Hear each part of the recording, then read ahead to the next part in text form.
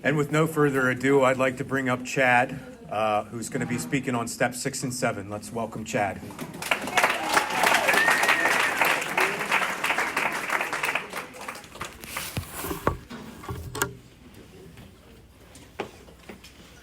Let me get all this arranged to my liking. My name's Chad Payne. I'm alcoholic. Sober since April the 2nd of 2003. I want you to take just a minute and do some quick math on that. That means in a month I got 20 years. There we go. Yeah. I remember back when I picked up 5 years. After the meeting, I'm one of those guys. I work pretty hard to get some accolades in AA. I don't know why that is. But I was getting some when I picked up my 5 years, and my grand sponsor came up and he said, "How many years do you have now?" And I said 5. And he said, "Wow, I thought you'd be further along by now."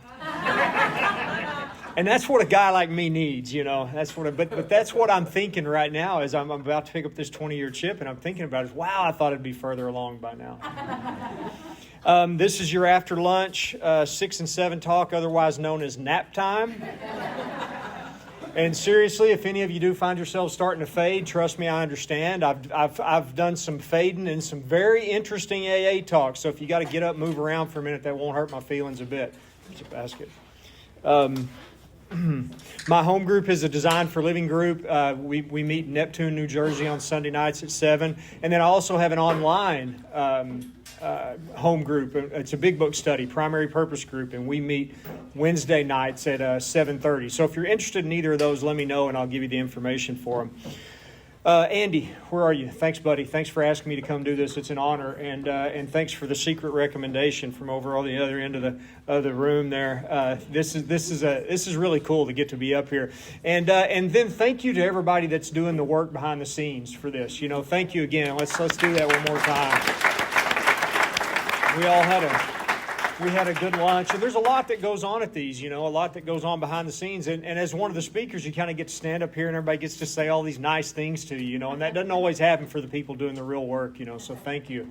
Thank you to all of you for doing this. Now, I got to warn you, Julie and I, we had a late night, we had an early morning, we had a long drive, and 6 and 7 don't make much sense anyway, so good luck.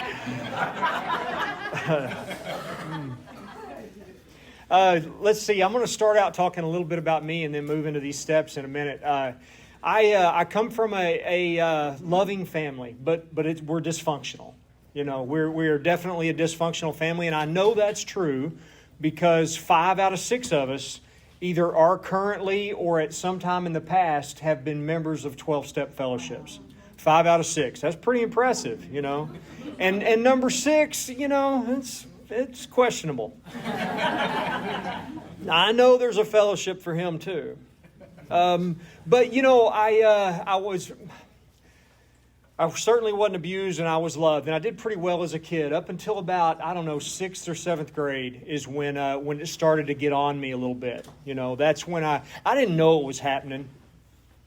It was just each day that went by, I got a little bit more tense and a little bit more anxious and a little bit more stressed out. I didn't have anything to be stressed out about. I've been to therapy. Really, I did have some stuff to be stressed out about. But things were really pretty good. It's just what was going on up here, right? It's what was going on up here. And I had a weird experience. I love to hike, and I went on a solo backpacking trip, and I had a weird experience up on a mountaintop all by myself. And I realized that the way my head had started working at that time in my life, and it's not completely gone now. It's not near as loud as it used to be. But the way that it was working, especially in childhood, as it was almost like there was a father figure following me around everywhere I went, saying, I wish you were more like this. Or, if you were like this guy, you'd be okay. And that's kind of how my head talks to me. And if that was some kind of father figure following me around, we'd call him abusive. But I didn't need that. I was doing it all on my own. And nobody was teaching that to me. That's just what was going on in this head. And it just progressively got worse and worse day by day. And I felt less and less good about who I am. and saw more and more of what was wrong with me. And it was on me, low self-esteem, insecurity, all that stuff. And just like the other speakers have said, who have been awesome, by the way, wow. I'm just blown away at what I've heard today. Devin was great. Sarah, that's great. I'm kind of glad Sarah had to leave because I'm definitely going to talk a lot about her step. And, of course, Chris, a special thanks to Chris. It's guys like you that are carrying on this message. We've been talking about Mark Houston and Joe Hawk in the break, and guys like you carrying on this message and organizing, big things for AA and the ripple effect. Thank you so much. I'm so blessed to get the message that I've gotten throughout my recovery. Okay, so I got the solution to what was going on up here. It was alcohol that fixed it, right? I got immediate relief. I didn't know that that's what was happening at the time. What was happening at the time is I knew that drinking was a lot of fun, and I was going to do it a lot. But here's what I didn't understand then that I understand now. Life is actually awesome. I know there are some of you sitting in this room that are going, you damn right it is. And then there are some of you sitting in here, and you might be in the back. No offense to anyone in the back. But you're in here somewhere and you're going, no, it's not. It's not. And it's not always good. Sometimes it's scary. Sometimes it's sad. Sometimes it's exhilarating. But it's an awesome experience that I couldn't experience because I was trapped in this thing. But what alcohol did is it freed me from this so that I could experience the awesomeness of the world. And it's supposed to be a lot of fun. It's a roller coaster ride. It's supposed to be great. But I just couldn't experience it until I got a little alcohol in me. And I got free of this mind, and I could be here with you, a part of. It's not that when I drank I felt like I was a part of and I felt like I was good enough. It's that I didn't care. I didn't care about that anymore. It no longer mattered. And I was present. So what alcohol did for me was much like a spiritual experience.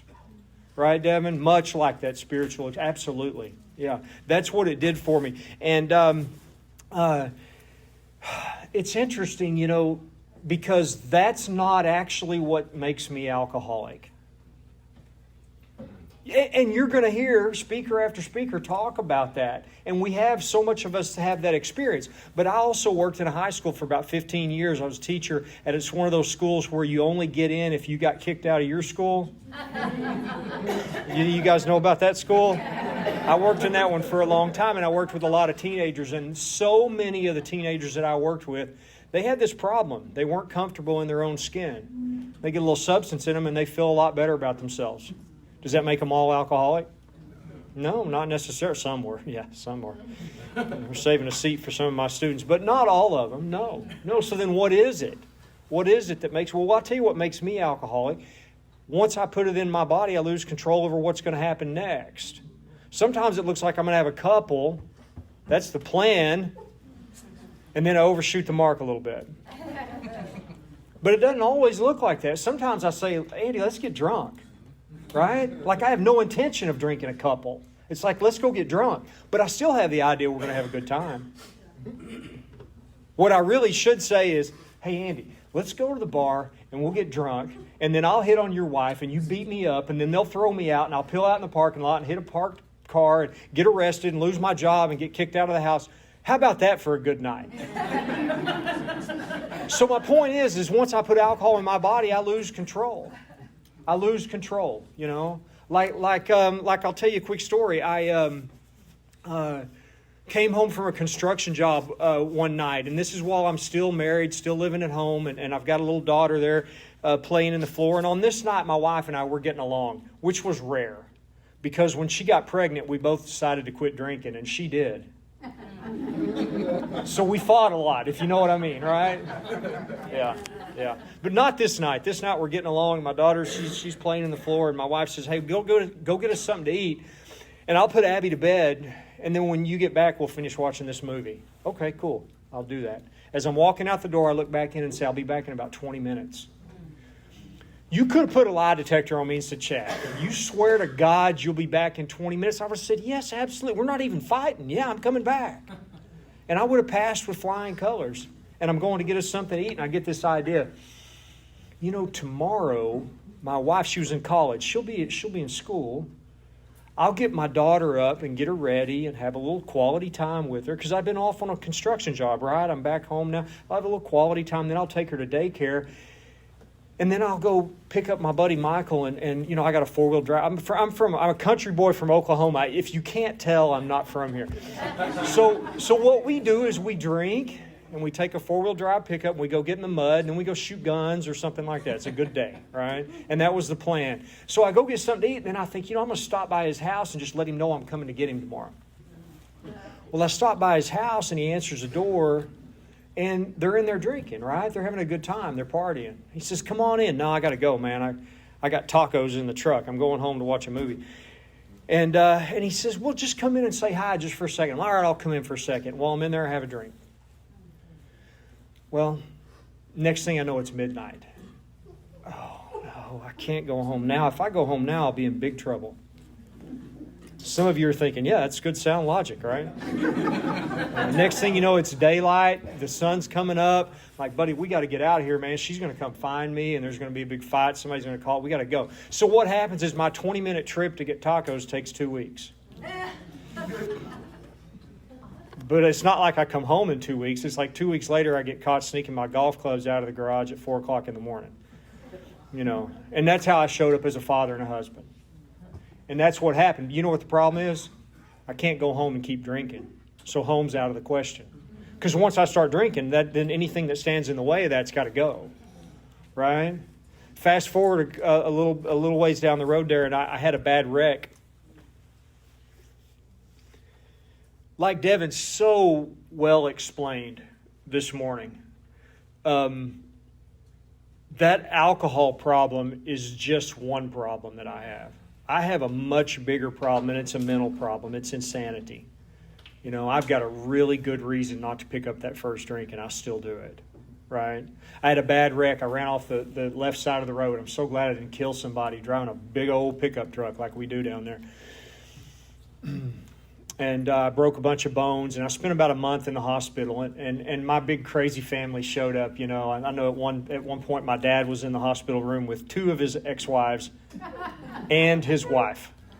You know, that's what my family looks like.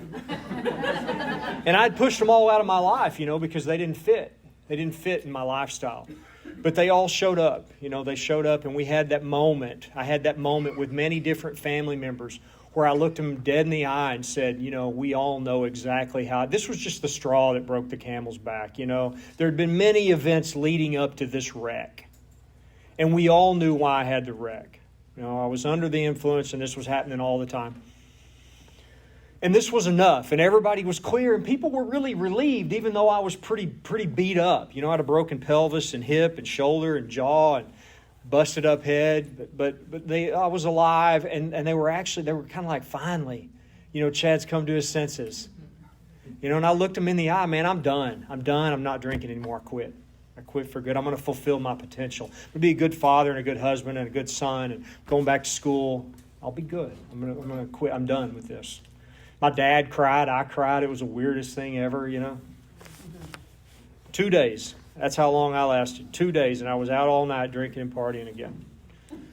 On crutches that I did not know how to walk on yet, with my jaws wired shut. My wife left, took the daughter, you know, my daughter, and it's finally, I mean, she waited much longer than she should have. And then I got homeless, you know, and not knowing where I'm going to go, and didn't work for a long time, and swore off day after day after day. You know, with a firm resolution to stop. And I just, like Chris said, you know, I kept changing my mind. Turns out I didn't really have a choice in the first place, you know. I didn't really have a choice in the first place. And that's what makes me alcoholic. I don't have a choice over whether or not I pick up the first drink. And then once I do pick it up, all bets are off. You know, I don't know what's going to happen next. And that's how it looked for me over and over and over. So what happened then at some point is my mom, who she's the Al-Anon of the family. She organized an intervention, and I'm such an idiot. She got word out to me that she had a paycheck for me to pick up. It's not funny.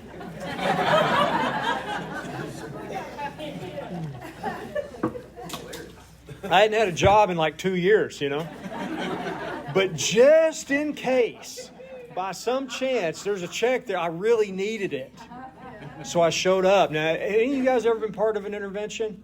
It's a pretty high-stress thing. There were a lot of people that were really mad at me and really scared I was going to die, and also really wanted nothing to do with me from now on, who had to write these really uncomfortable letters and travel and show up and sit around other people that they may not get along with and wait for me and hope that I would somehow bless them by showing up at this intervention. They did all that. They went through all that. And when I walked in that door and I saw those chairs circled up and all of them were occupied except for the one for me, and I saw all those people there that loved me enough to do that, even though they hated me at the time, they loved me enough to do that. And my first thought was, how could they do this to me? Yeah. I got a question for you. Do you think because I eventually showed up in AA and quit drinking, that selfishness went away? That's the selfishness I brought in. And as a matter of fact, getting sober just made it worse. So I went to a little treatment center, and I don't know what we did there. We probably talked about a whole lot of things that don't work for alcoholics, but they introduced me to AA. They probably told me to go to AA and work the steps. That's probably what they told me. I didn't hear that part. I heard go to 90 meetings in 90 days. And I jumped in, man. I dove into AA and I got really involved. And I really, somewhere while I was in there, somewhere early on, I did not want to drink anymore. And something was working, man, and I was going to do it. So I became a good member. I showed up early. I stayed late. I cleaned out ashtrays. I set up chairs. I chaired meetings. I was on all the committees. We had to do a lot of fundraisers because our seventh tradition, where I went to meetings, we didn't get quite enough money in the basket to support the place because a lot of us were unemployed. We weren't the most responsible group of Alcoholics Anonymous. I did all that stuff.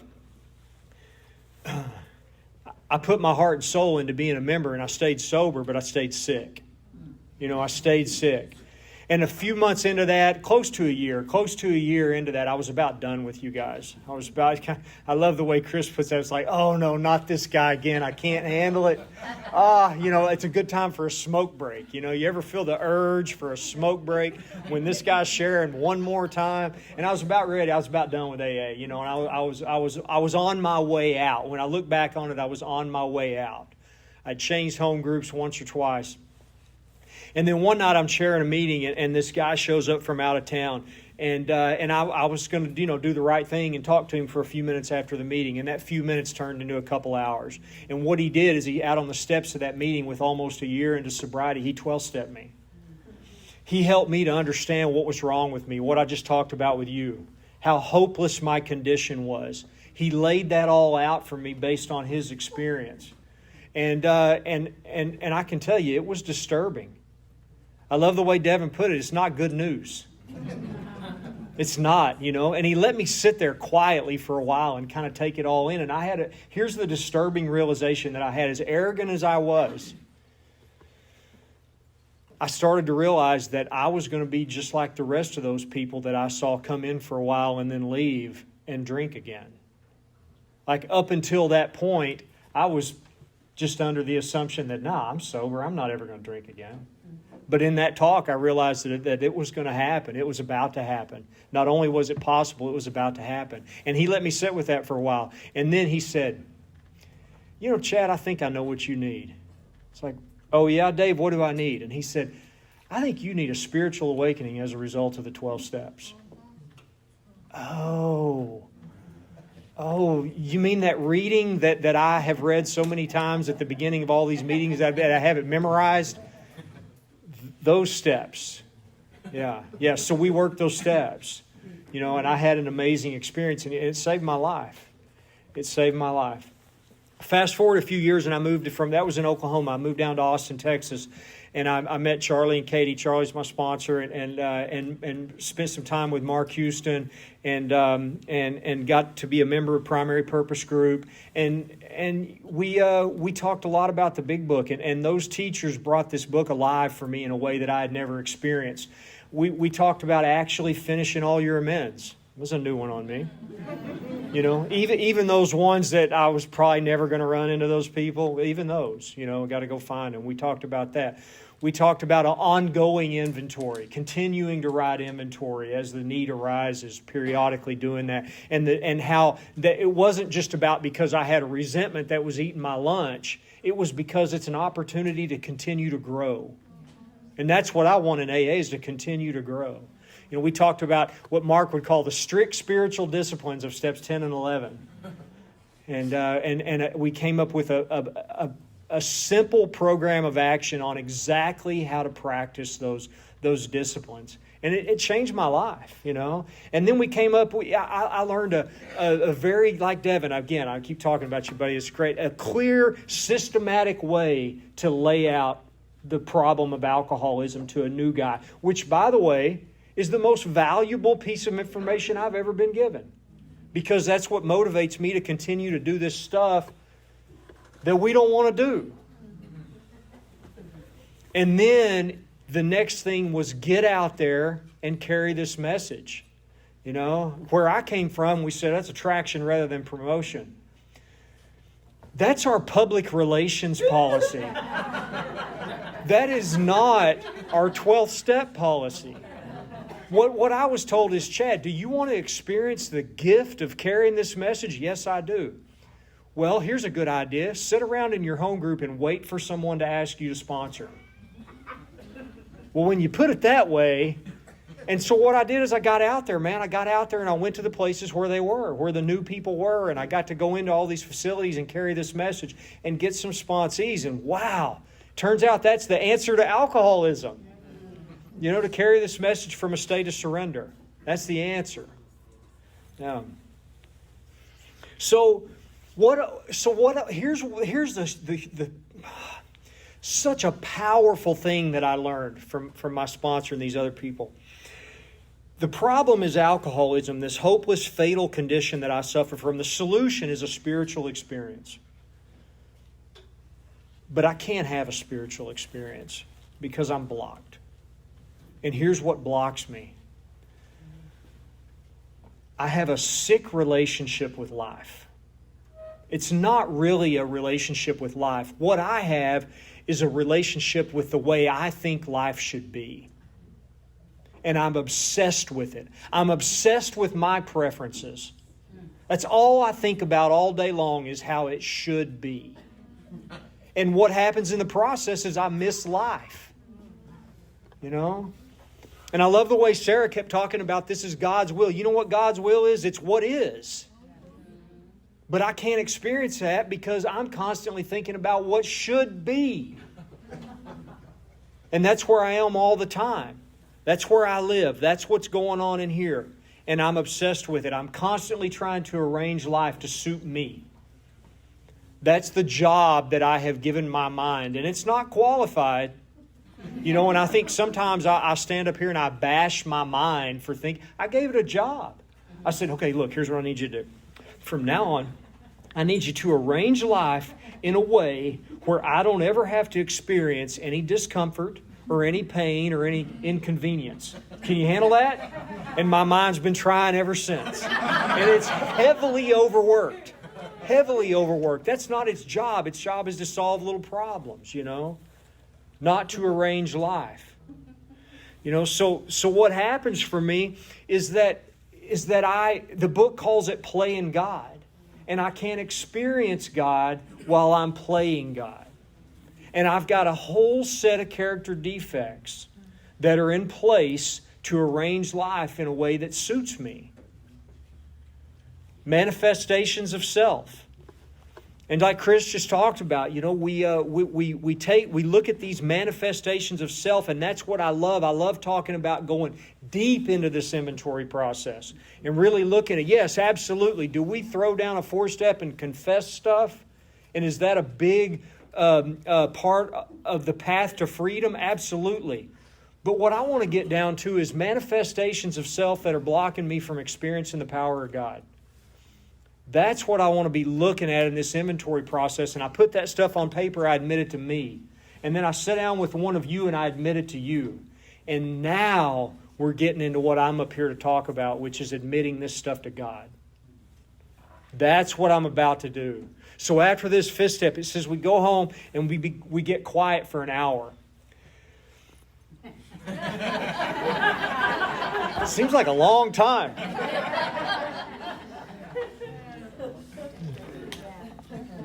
Anybody ever sit down and think, what am I supposed to do for an hour? That's a lot. And I'll tell you, if you don't hear anything else I say today, and you haven't done this yet, get some Mark Houston. He's all over the place. Anywhere where there's any kind of recordings of AA talks, listen to some Mark Houston. Maybe you'll hate him, but maybe you'll love him. And I tell you, I got to sit around the table with him once a week for a year, and I consider that one of the greatest honors I've ever experienced in AA. And he did a talk one time on this hour, just to a group of us at the table, and it blew my mind. Like, what? I had no idea that's what we were doing. No idea that's what we were doing in that hour. And he talked about, what do we do there? It's a meditation. It's like a reflection. I need to reflect back on these things, right? That we've talked about. It's to contemplate, to pray. But what are we doing here? The book says we carefully review what we've done. So what I have now is I have this inventory, and what I usually do now on this is I take some more notes, or sometimes the person I'm reading it to will take some notes and hand that over to me. And what I'm looking for here are some of my old ideas. These things that I've been carrying around with me that are no longer effective, this belief system, right? I'm also looking at some of these stage characters that I play. Who I think I got to be for me to be okay with me. And it ain't the real me, by the way. It's funny. It's so funny. I don't know if any of you are like this, but out there I was trying to be the tough guy living in a world full of criminals where I didn't belong. And in here I'm trying to be the AA guy. Well, I don't know what it is, but I'm trying to be somebody. Always trying to be somebody. I'm looking for this description of where I've been at fault.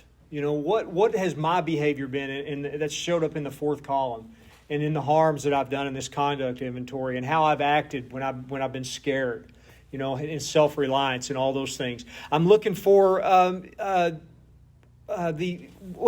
what on the wall here. It says the exact nature of my wrongs. That's what I'm trying to get down to. And now I've got a list of this stuff that I'm ready to take into 6 and 7. And then it talks about looking at these first 5 proposals. So I want to look back at the ideas that we've covered, the concepts we've covered in these steps going into this. Am I clear that I can't manage my drinking? Okay, cool. That's pretty easy. But am I also clear that if I'm not deeply involved in this, that I will pick up another drink and I may not see it coming? Am I clear on that? Am I clear that this is a hopeless condition, that understanding all this is not enough to keep me sober? Am I clear on that? Self-knowledge is not enough. Am I willing to take all these old ideas and these prejudices that I have about you, about me, about the rest of the world, about spiritual things, about God? Am I willing to set that stuff aside and come into 6 and 7? Do I understand that any life run on self-will can hardly be a success? Am I willing to carry that in? Am I clear on that? That I'm a self-seeker even when trying to be kind? That I'm a victim of the delusion that I can wrest satisfaction and happiness out of this world if you guys just all do what I want. Can I bring that into the 6 and 7, into this process? So that's kind of what I'm looking at here and what I'm bringing in. Are these stones in place, is the way that Bill puts it.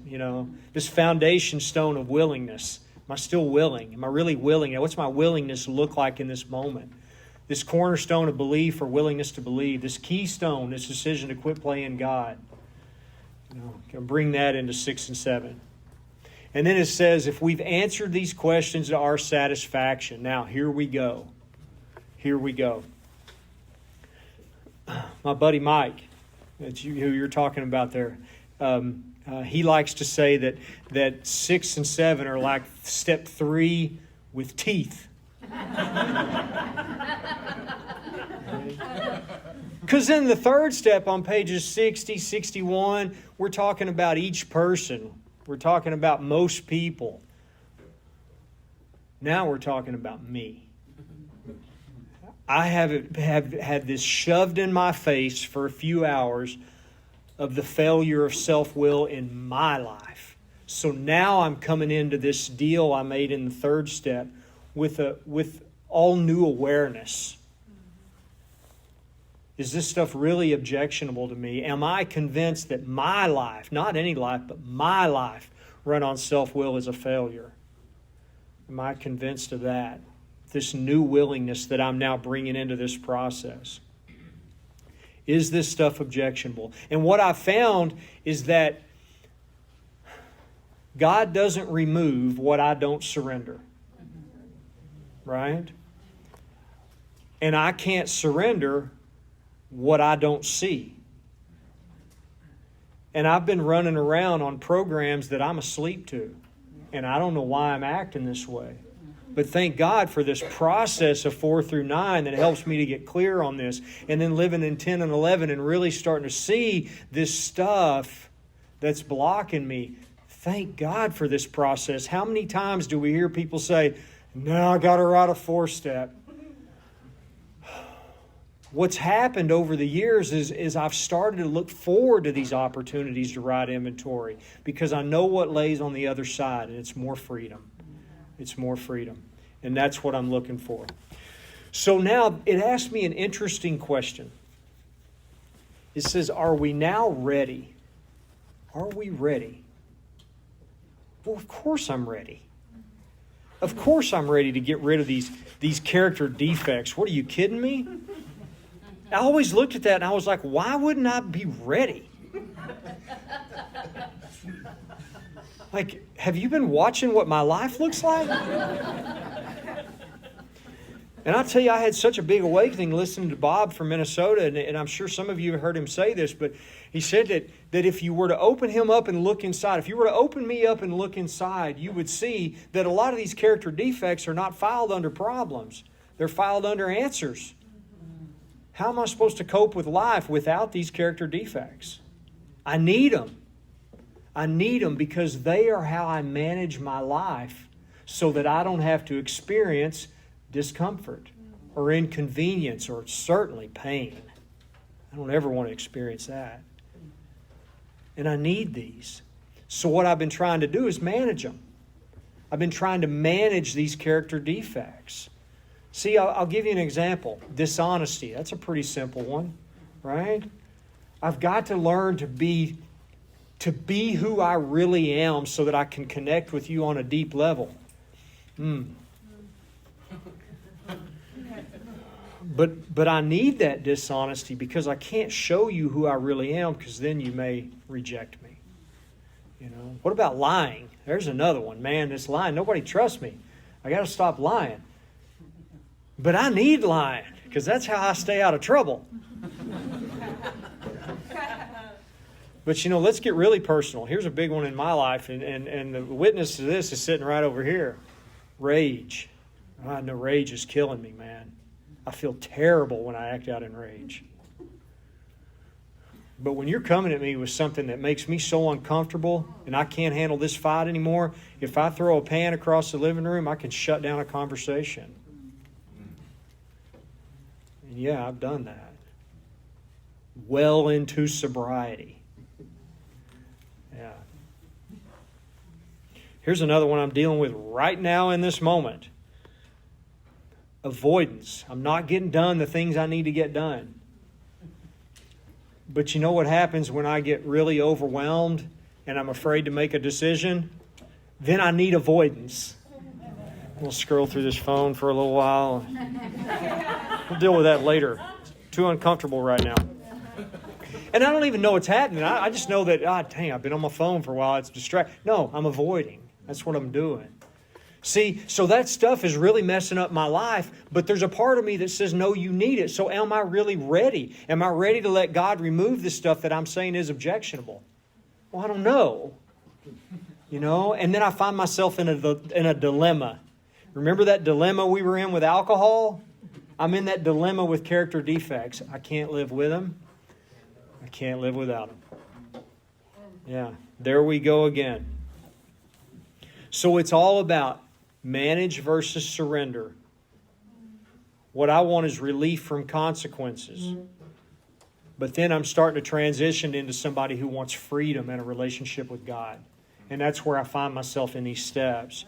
My first sponsor, I came to him in early sobriety and said, I'm trying to quit smoking. And he said, I quit smoking when I had about 3 years. And I said, really? I said, how'd you do it? Because back at that time, it was all about the Nicorette. Everybody was chewing the Nicorette. It's so funny. You go outside a meeting, see one of my buddies, and I'm like, bro, are you smoking a Marlboro and chewing Nicorette right now? And he's like, yes, I am. And check this out. And he's got the patch on, Like, that's my boy right there. I didn't want to do all that. I said, Dave, how'd you quit smoking? He said, I made a deal with God. I said, you made a deal with God. What kind of deal did you make with God? And he said, the deal I made with God when I quit smoking was, God, I won't pick up another cigarette if you'll make sure I'm okay without them. I'm not up here giving a don't smoke talk. That's the philosophy that I can take into the removal of these character defects. God, I'll quit lying if you'll make sure I'm okay telling the truth. God, I'll be who I really am if you'll make sure I'm okay even if people don't like me because of who I really am. God, I'll quit throwing pans across the living room if you'll make sure I'm okay sitting down having these uncomfortable conversations. God, I'll quit avoiding this stuff and make a decision if you'll make sure that I'm okay even if I make the wrong decision. Right? Yeah. So the question then is what do I really want? And that's what it comes down to. And I'll tell you, that moves us right into the next part of the sixth step. And it's just like with the alcohol. When we surrender two big things in step one. The first thing we surrender is I can't manage my drinking. I got to surrender these attempts to manage my drinking. So what's the solution? Quit drinking. Which brings on another surrender because I can't. Well, back to character defects. I can't manage this. So I've got to surrender my attempts to manage these defects. Well, guess what? I can't quit the character defects either. Not on my own power.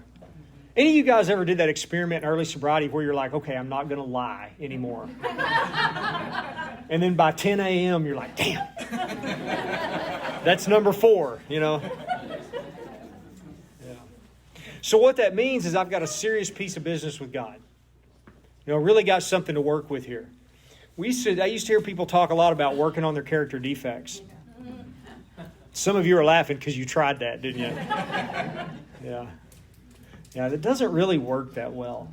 It turns out these programs that I've been running on are a lot more powerful than I thought they were. A lot more powerful. And to change my behavior on my own is pretty tough. Though I do have a lot of work to do. That work is not in the removal of character defects.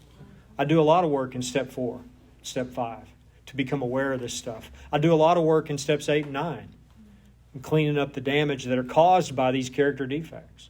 I do a lot of work in steps 10 and 11, watching for these character defects, the reemergence of self, I do a lot of work in step 12, getting my ass out of the way and helping somebody else. I do a lot of work. But nowhere in that job description is removal of character defects. It's not my job. My job is awareness and surrender. God's job is removal. If I can keep that attitude going in, then the proper use of the will is to surrender. Sounds so simple, but for a guy like me, there's a lot of work that has to be done to even come close to living in a state of surrender. It's all about change. I want my life to change, but I don't really want to change. And there's no way that that'll happen. The circumstances, the specifics of the circumstances may change, but other similar circumstances will come in to replace those if I don't change. I have to change in order for my life to change. And that's a fact that I don't like to face. But then, I can't change me on my own power. All I can do is place myself in a position to be changed. And I do that by staying spiritually fit. So staying spiritually fit is not self-help. It's not me changing me. Staying spiritually fit is keeping myself in connection with the power that can change me. That's where my work is. So I have a couple of old ideas. I have a lot of them. But the couple I'm going to tell you about, one of them is I shouldn't have any problems. You don't know me well enough to laugh like that. Another old idea that I have is that I come to God clean. Does that make sense? Like I'm supposed to fix this stuff before I approach God. You know? And what I've learned in this, Mark would talk about going to God with dirty hands. You know, can I show up there? Can I show up dirty? Can I show up before God? And you know, it's so silly because God knows me better than I'll ever know me. And God loves me the same no matter what I'm doing. I had someone point that out to me. They said, you know, Chad, God loves you just as much when you were stealing grandma's furniture as God loves you when you're sitting down helping the new guy. It's the very same, and that's 100%. That's the only way God loves is 100%. You know, not me. That's how God loves, unconditionally. Can I come to God and say, you know, God, I can't be authentic because I'm afraid no one will like me? Can I do that? You know, can I come to God with how it is? Can I come to God and say, you know, God, I'd rather intimidate the one that I love than have an uncomfortable conversation? Charlie has me work with 4 questions in the 6th step. The first question is, what is it that's objectionable? It's kind of funny. The question was originally, what is it that's objectionable to me? And then Katie said, just because it's not objectionable to you doesn't mean it's not objectionable. So Charlie changed the question. Now the question is, what is it that's objectionable? And that's that list that I've made going into this. The next question is can I fix this on my own? No, I'm powerless. The next question is, am I willing to let God change me in whatever way He sees fit? Even if I don't know what that's going to look like. And a lot of that is based more on the failure of my own life run on my will than it is on any belief that I have about God. Does that make sense? It's much more about me realizing how what I'm doing doesn't work than how much I know about what it's going to look like handing this over to God. And then that last question is, how can I align myself with the process? Kind of funny, I had a guy, a sponsor, and he told me I could tell this story. So he comes to me with a piece of fear inventory that his girlfriend's cheating on him. And he didn't have any, really good evidence for that, right? So he goes and he takes this stuff to God in 6 and 7, and then he calls me up and he says, you know, when we got to that question, how can I align myself with the process? You know what came up? And I was like, no, what? And he said, I should probably stop making fake social media accounts and following her so I can see what guys like her posts. And I was like, yeah, it's going to be pretty hard to get rid of the fear if you keep doing that. So that last question, how can I align myself with the process? Usually that means I'm going to have to do something or stop doing something and surrender, right? Yeah. So the questions are, what is it that's objectionable? Can I fix this on my own? Am I willing to let God change me in whatever way He sees fit? And how can I align myself with the process? And those have been really powerful for me. So what I want to do now, let's see if I got time to do this. I've got a piece of inventory right here. And I want to kind of give you some of my experience with this. And this, how long have we done? 44? It's really a funny, I really want to read the thing too. It's really funny. This is one of my students. His name was Lloyd. And what had happened is I was out on duty watching the kids get on the bus, right? And the window comes down on the bus and a half-eaten apple flies out of the bus toward the dumpsters and misses. If it had gone in, I'd been like, yeah, but it didn't. It missed. Not on my watch. I march on that bus like, who threw it? And these are a bunch of 15-year-old boys, right? Standing in the back of the bus here. Who threw it? Well, I know the code. You don't tell.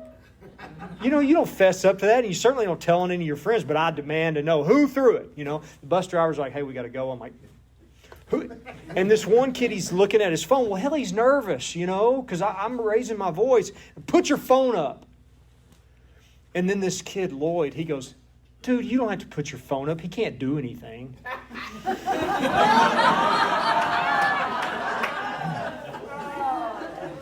Well, guess what? He's right. I mean, I could do something, but I'd probably get fired, So I have to get off the bus, Now, if I could go back and redo that, I would walk on the bus, ask who did it. Nobody would tell me, and I would say, okay, I got it. And I'd go walk off the bus and throw away the apple. That would have set an example, right? But no, I was demanding to know, and I didn't get my way. So what do I do then? Since I didn't get my way, now we got 4 columns to look at. So I'm writing inventory on this guy. He doesn't do what I say. He has an attitude of superiority. He's entitled. He's lazy. He makes a decent grade in my class without working hard. I preach you have to work hard to make a good grade, right? He argues with me and he's disrespectful to me, and he laughed at me when I was mad. Okay, so I get to looking in this 3rd column, and I have a bunch of old ideas come up. I play these stage characters. I'm a good teacher. I'm the authority figure. I'm the tough guy. I'm the professional, so I can't go to the principal. I got to handle this. I got all this conflict going on. Others should listen to me when I mean business. No one disrespects me. You know what I want out of this deal? I want to put him in his place. I want to punish him. I want him to fail. I want revenge. And I want everybody to know that I won the battle. And that's where my mind's just rolling. Did you hear the part where I want him to fail? I need appreciation and respect to be okay. I need to be right. I need to win. I also have some old ideas about high school students. This is comical. Students should work hard. They should recognize who's in charge, listen, and show respect. Students should know when to shut up and pay attention. Do you think I was like that? The book says we realize that the person we're talking about is perhaps spiritually sick, like me. Right? I realize Lloyd is spiritually sick. He's an insecure teenager with an out-of-control ego, trying to become a man the best way he can figure it out. He reminds me of me. Then we get into this 4th column. I'm not concerned about what's best for Lloyd. My concerns are all about me and what I need. I'm being childish, not him. I set the ball rolling by demanding to know who threw the apple, and then I got upset when they didn't tell. I came in trying to be a badass, and it backfired. I demand respect and don't get it. I set myself up for resentment and lose the opportunity to be helpful. I have self-seeking thoughts of how to get back at him. There's a long list of how to do that. I won't bore you with the details. I'm delusional to think a 15-year-old boy would act any different. And then I'm afraid. I'm afraid of losing, being wrong, being disrespected, looking incompetent, embarrassment, losing control. I'm playing God. Okay, so let's take this into this hour in 6 and 7 now. What is it that's objectionable? These stage characters I'm playing. The tough guy, the cool teacher that everybody likes, the professional who doesn't need any help to do his job. Those guys don't agree with each other, but they all have a voice in my head. I have a need to win at all costs. A need to be tough, to prove something. A need to always have control. I have fear, insecurity, pride. I have a deep down belief that I'm not enough that drives all this. A deep down belief that I'm not enough that drives me into this kind of behavior. Do I have the power to change this? No, it's been going on for a long time. This is not the first student I've gotten confrontational with. And if you work at the school where I worked, that's just a part of the deal. You get confronted by your students. For sure. I've been cussed out many times by teenagers. Am I willing to let God change me in whatever way He sees fit? Yes, I've had enough. No more bus incidents. I surrender. I do this 7-step prayer. How can I align myself with the process? I can pause and ask before acting. I didn't make that up. That came right out of the book. I can stop trying to be tough. I can let it go. There's nothing to prove, nothing to win. My job is to demonstrate a God-reliant man of principle to be of service to my students, regardless of how that affects me. Okay, so now fast forward to tell you what this looks like in real time. I come in from and walk in my classroom, and I got a pretty full class at the time.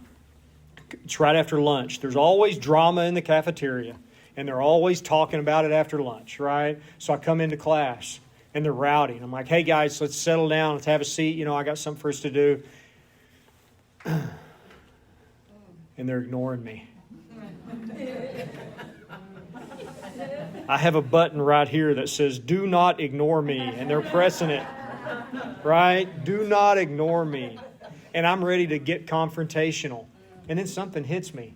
It says, just pause for a second. Just relax for a second. I take a couple deep breaths and I do what I was supposed to do. I pause and I ask. Real quickly. It just happens like that, you know, just. Okay. And then this one kid, who's kind of the one that I was about to get confrontational with, got tattoos on his neck and all that, you know, and I say, hey, come here. Come outside for a second. So we step out in the hall and he's ready to go. You know, he's ready just at the drop of a hat, man.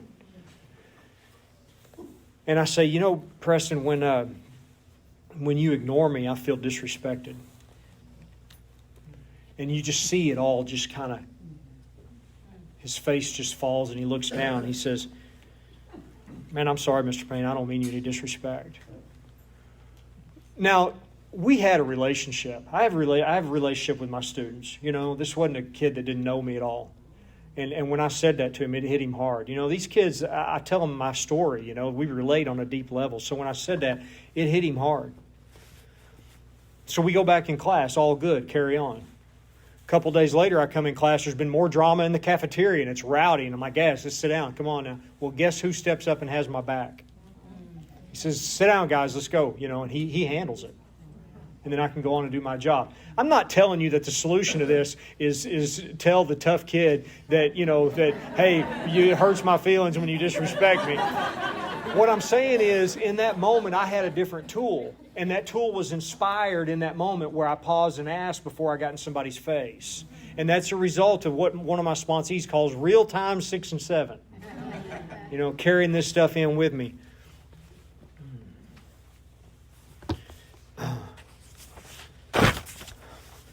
So how we grow in AA. We made a deal in the third step. When God says, I'll give you what you need, just stay close to me and do my work. Okay, cool. Here's what I need. I'm going to need this and this. God's like, no, that's not what I mean. I'm going to put opportunities in your life for those character defects to come to the surface so you can get free of them. It's going to come in the form of resentments and fears, relationships. I'm going to give you those opportunities. And if you'll do this work, I can help you get free of this stuff. And that's the deal that I made. And what I understand today is that's how I grow closer to God in AA. I use the darkness. You know, it talks about the flow of spirit. My flow is blocked. All these energetic blockages in me, these old ideas, these character defects, these resentments and fears, all this stuff, it blocks the flow of spirit. My job is not to go find God. My job is to remove the blockages and get back to my natural state of God consciousness. As a child of God, that's my natural state. And that's what I'm trying to get back to. It's a process of undoing, not doing. And that's how we seek God in AA. The goal here is continued growth. The best case scenario is today I'm working on a different character defect than I was working on 10 years ago. That's the goal. It's messy. This stuff is messy, and guys, to tell you the truth, I think that's why a lot of us don't stay. We find a reason to get out because we just can't face what it looks like to uncover and deal with more character defects. You know, that's why we have so many people coming out and just thumping this big book with a year or two, and then they get in a relationship, and the discomfort is too much to take. You know. I think Bill says it separates the men from the boys in the 12 and 12. It says we thank God from the bottom of our heart that we know Him better. Not know about Him. Because I don't know about your fifth step, but in my fifth step, we weren't talking about God. We were talking about me and how what I was doing wasn't working. But in the process, I started to get free of that stuff. And as I experience God, I know God better. And that's something to really be grateful for. And this is all connected back into that first step. You know, I love that saying in AA, grow or go. You know, today I want to do work on this thing that happened in the classroom. I don't want to do any more work on drinking. I want to keep that a thing of the past, you know. Mark would talk about how much freedom do you want. I don't just do this to stay sober. I do this because I want more freedom. I know that today, right now in this moment, it's not about alcohol, but it can be. So I want to continue to do this work on the character defects that are popping up in my life today. Continue to do this work to surrender this stuff. When we get to the 7-step prayer, it's a lot like the 3rd-step prayer. As a matter of fact, if you put them up next to each other, they're basically the same prayer, just put in different words. And it's a commitment. It's a commitment to do something that I don't really know how to do and I don't understand how it works, but it's just a commitment. I've been to therapy. I'm not proud of it. And I was seeing this therapist. I saw her about 3 times. Therapy's great. It's a privilege. I think that anybody that can, I'm just joking. I think anybody that can do it should, in addition to an AA program, not instead of. With an awakened spirit, it's actually pretty helpful. But I'd met with this therapist 3 times in the summer.